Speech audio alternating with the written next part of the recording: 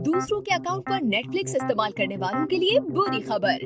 America की मकबूल video streaming company Netflix ने password share करने वाले सारिफिन के खिलाफ क्रैकडाउन का फैसला कर लिया। कंपनी के मुताबिक फैसले के बाद भी अगर किसी सारिफ ने अपने अकाउंट का पासवर्ड किसी दोस्त या जानने वाले को इस्तेमाल के लिए दिया, तो जिसके नाम पर अकाउंट है उसी से इजाफी फीस वसूल की जाएगी। नेटफ्लिक्स ने वाज़ेह किया है कि इजाफी फीस का ऑप्शन आइंदा कुछ दिनों में फराहम किया जाएगा और फिर अपना अकाउंट दूसरों से शेयर करने वालों को फीस भरनी पड़ेगी।